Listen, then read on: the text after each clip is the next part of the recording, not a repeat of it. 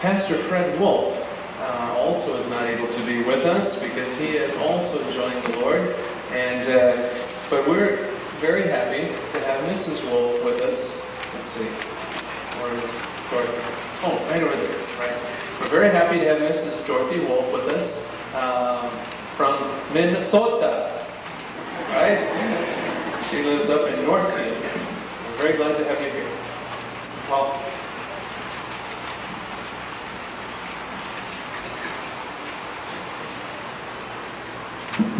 this is the first time I've ever been in this pulpit. My husband was much taller than I, but I was over there a couple of times. But when I was first asked to come, they asked me to share some of my memories. So that's what I'm going to do. That was the day we came for the interview. And Urban and Geraldine Gore and some of the other council members wanted to see Pastor Wolff, and they allowed me to sit back in that room with some of the ladies. And two of the children who were there were Jody and her little brother Jason, who was really little. I remember that. And they were all very friendly. And we had dinner with the Boers, and we slept at Ann and Albert Seekis' house. And then we went home to Bessie, Oklahoma. We were also from Oklahoma. Pretty good, wasn't it? Yeah, can you imagine? When Pastor Gustafson said he was from Oklahoma, I thought, well, I'm going to get up and say that. Then Pastor Ensign said he was from Oklahoma, and I didn't know that. I didn't remember anyway. Well, anyway, we came, and they had a welcoming party for us back in the fellowship hall again. And guess what they gave Pastor Wolff to put on? A big red cowboy hat with an N on the front. And he didn't know what to do with it. If you knew Pastor Wolff, he was rather, how can I say this? he wasn't one who joked. I was married to him for 40 years, and I never knew when he was joking or when he was serious. And so he didn't know really how to take it. He wanted to put it on, but he felt real silly. I have a picture of him, and it's really funny, in his black suit and his clerical collar, and here he was sitting there laughing with this red hat. That's one of the first memories. Then the Sunday that Pastor Wolff was installed, there was a Pastor Beckman, I think, from Syracuse, wasn't that his name? He had filled in. And he was preaching. And I was sitting back over there somewhere, and Pastor Wolff was up in the front. And I heard this noise, kind of a, and it got louder and louder and louder and louder. And I thought, what in the world is that? Well, after we had been here a while, I knew what it was. It was the boy sitting in the back row.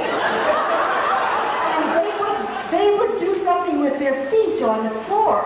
And it made this and we weren't here very long, and Fred said to me one day, Dorothy, I wish you'd sit in the back with those boys and make them behave.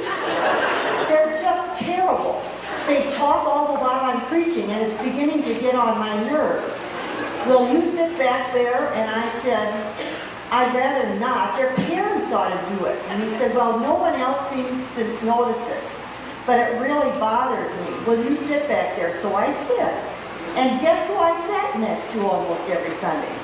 Steve Butt. Is Steve here?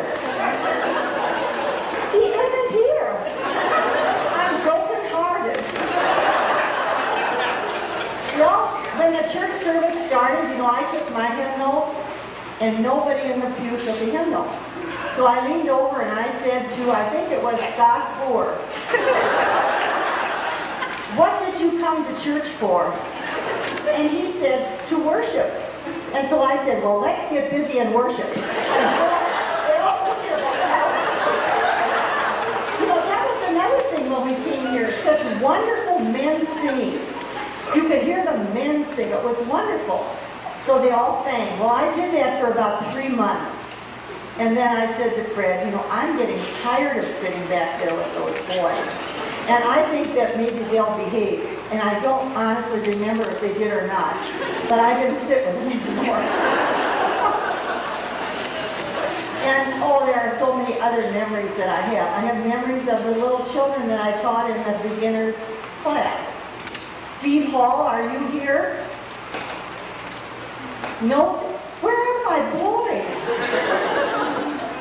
Well, Amy is here. Amy, Lucille's granddaughter from Sterling. Amy is here. She was. Amy Harm. She was here. I gave her a hug before. But see, they don't remember me, and I don't remember them as big as they are. I shouldn't say big, tall. But I have many happy memories of Adam. And I have some sad ones too. While we were here, I had to have some surgery, and I was in the hospital, and I got this huge bouquet from the church council. And I said to the nurse, I didn't know anyone at Adams liked me that much.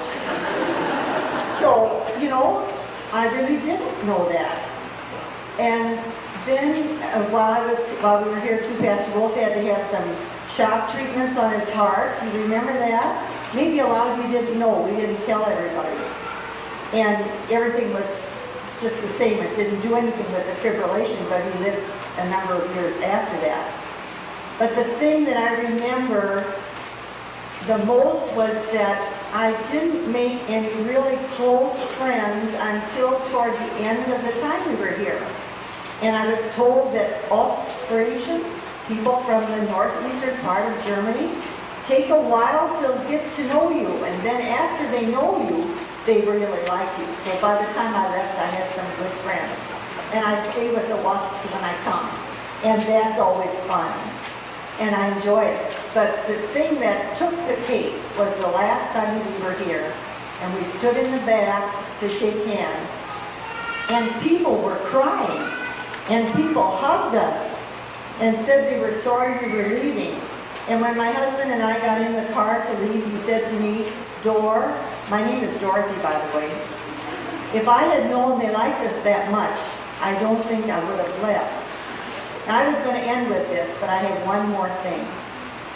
When Pastor Wolff trained boys to be acolytes, and they would be in this back room, and I didn't know it.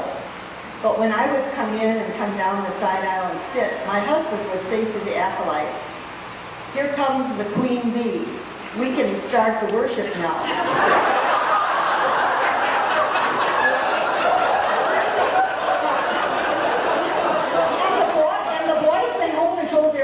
And their mothers told me, and Shirley Wolfen was one of them.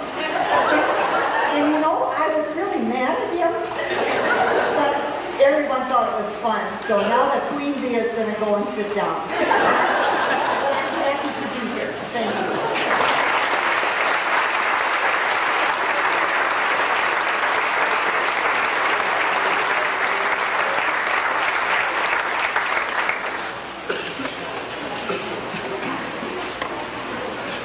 Thank you, Dorothy, for sharing those memories. Holly, I don't see anything like that one. Trust me. Do I, Chris? Where are you? Well, we certainly appreciate you sharing those memories with us, Dorothy.